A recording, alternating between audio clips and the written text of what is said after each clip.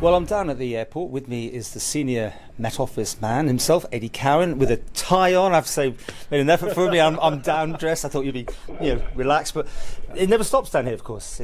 And even as we were about to start, you were getting more information about a storm coming in for New Year. But should we start with a review, looking back? Because I thought this would be nice to look at how it's been. With everyone talking about global warming or whatever else. Overall, good, bad, or indifferent year? An interesting enough year. A bit topsy-turvy. We've seen quite a variation from month to month, and the statistics that we've had a look at so far are actually showing that the year started quite promising with above average temperatures, and we were thinking, oh, here we go, another mild one, continuing the theme of mild winters over the last 10 to 20 years, that climate change people are telling us that our winters will be generally milder, but sometimes stormier and wetter.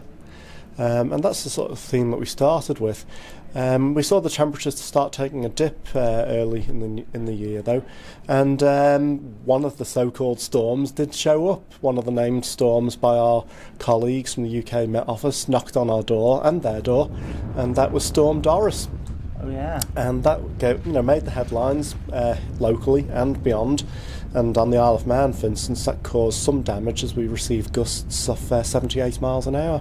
I know many times we chat to you, sometimes it's not so much the wind strength, it's about the gusting, isn't it, that causes the problems for people, trees coming down or whatever. Yeah. Absolutely, it's exposure to the maximum gusts and the time of year that you get those gusts as well. And the direction can be critical on the Isle of Man. There's certain places that are more exposed to certain directions, and they become the places that suffer the damage. It all seems more personal since they start naming them. We've got Doris and that sort of thing. It's quite interesting. Has that changed it for you? Yeah. Well, it does help recollect, I suppose, that trying to remember a date. People don't do very well with remembering dates, but if you give something a name, you have got a chance of remembering. Oh gosh. And the one about Doris, of course, people still talk about, oh, that was Doris Day. Yeah.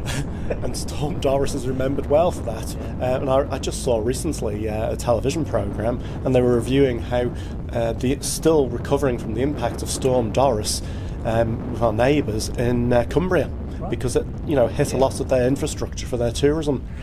And that they got not only the storm force winds, but they got torrential rain, even more rain than the Isle of Man got, and that flood damage in the Lake District was substantial. But of course we suffer some flood damage of our own on the Isle of Man. So, I mean, overall, was it bigger or worse than normal for the storms we had? It was about par for the course. We will see winter storms of that sort of value. The unusual thing, talking about storms in 2017, was the arrival of a ex-hurricane that still had storm force winds. And because it was already named as Ophelia, it retained that name as it impacted the British Isles, and so we got Ophelia later in the year, and again that caused some local damage. We had quite a number of trees uprooted by Ophelia, and that stretched my colleagues in the DOI that day, the MUA as well, doing line repairs, and the emergency services. So that was the other noticeable storm of the year on the Isle of Man. I mean, they all call on you, don't they? I mean, you are the focal point for, like, what's going on, AD? And colleagues, and you've got to call it. Well, absolutely. So we use all the available charts we've got. We track things on the satellite pictures that we have. We review how likely the risk is for something significant, and then we review the likely impact. Because that's part of what we do now as almost weather consultants. We understand the weather, we know what it might do, and we can translate that in terms of impact. We're going to do another section about talking about all that side of things, but again, back to the year. Was it a good summer, for instance? Spring, summer? Yeah. Well, I can't remember now, to be honest. Well, there you go.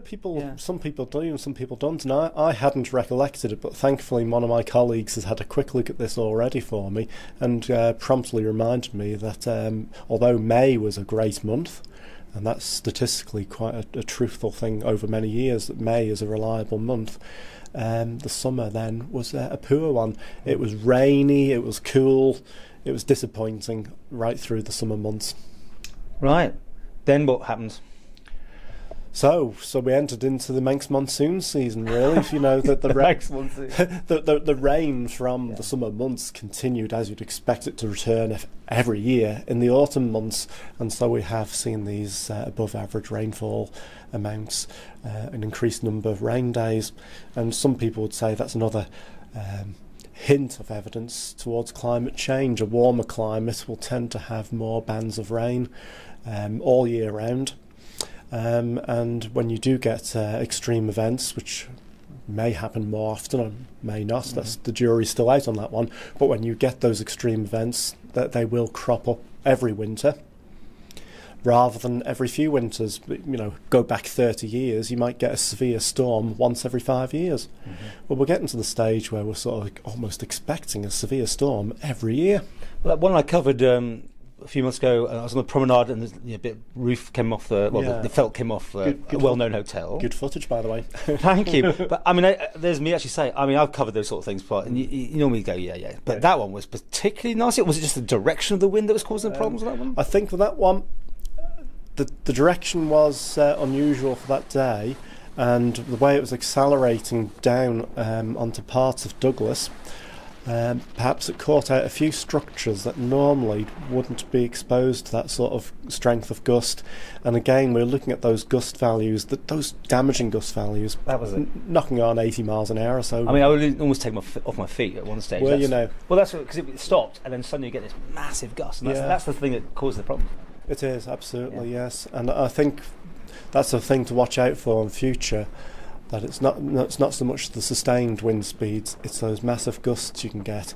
And we tend to find those massive gusts happen over the hills, obviously, but also where the winds tumble down, accelerate down from the hills as a turbulent mixture with those extra powerful gusts. And as soon as you start knocking on gusts of 80 miles an hour or more, it's damaging. What about the fog? Because I was on one of those great planes coming from London where we were 10 minutes away from landing, and suddenly everything's cancelled. I mean, is that regular? It's just seen again this year. We're hearing more about fog and cancellations. No, the amount of fog has not been much different from average. Hard to predict though for you, is it, when it sits out there and just rolls in and rolls back? It's a tricky one, and that's one thing that we as local forecasters can still do better than any computer. We've got the experience to watch for the suitable conditions that may bring that risk of low cloud down onto the surface, in other words, fog. I hate your job in that sense, because I mean, these planes leave London because they've been told it's okay, and then they literally get here and go back. That's right, yeah. It's crazy. It's very tricky because it does vary with time around the island. We've all seen the fog banks lurking on the coast, and sometimes they sort of drift away, going offshore. And so we keep an eye on that as best we can, using our experience and also the technology that we have by using satellite imagery, and we try our best to pin down the high risk times for fog and the occasions where the fog may improve again, and we translate that into a forecast for the pilots so they can start to make their best judgments based on our information as to when they should attempt to come to the Isle of Man. Okay, shall we just finish the year with how it's going and what's planned? Well, things are going quite well so far this winter. Interesting times. That's the snow, which is a bit earlier than normal, or not? A bit earlier than normal, yes. The bit that we had. December snow, for instance, is pretty rare. We'd normally see periods of snow in the winter between January through to Easter. So get on the Isle of Man to get snow early in the winter is unusual, and so for instance we have to go back quite a long time. In fact, most people will remember the last time we had December snow. It was December 2010. Was it? And that caused problems for a few days, including 2 snow days for the schools to be closed.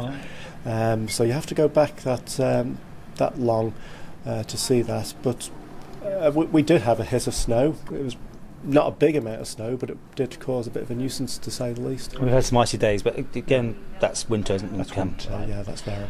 We literally, hot off the press, you've got, for the new year, people watching this at the moment, there's another storm coming in. There is. It is literally named, hot off isn't it? The press, just as we were setting up to do the interview, and it has been named by our colleagues in the Met the Met Service for Southern Ireland. There is a deep low coming in with gales on Saturday night into Sunday morning. Wow. So early hours off New Year's Eve, they've named the storm Dylan. Right. So how does this work? I mean, who gets the bragging rights then on naming? Because sometimes the Irish do it, sometimes the UK do it, don't they? They do, yes. So they look out for significant deep lows, depressions that are deepening and are going to have an impact of severe gales or storm force winds affecting either Ireland or Britain. Now, if it's going to affect Ireland, the Irish chaps have the go on saying, yes, we want to name this one. If it's going to, shall we say, miss Ireland and instead hit Britain, the UK Met Office will say, that's one for us. We're going to name that one. There's never any chance that you'll get... No. Never know. It just comes right down the middle there. No. Okay.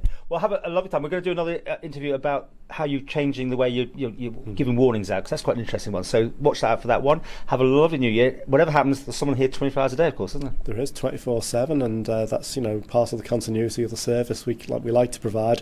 And I wish all the viewers a happy New Year.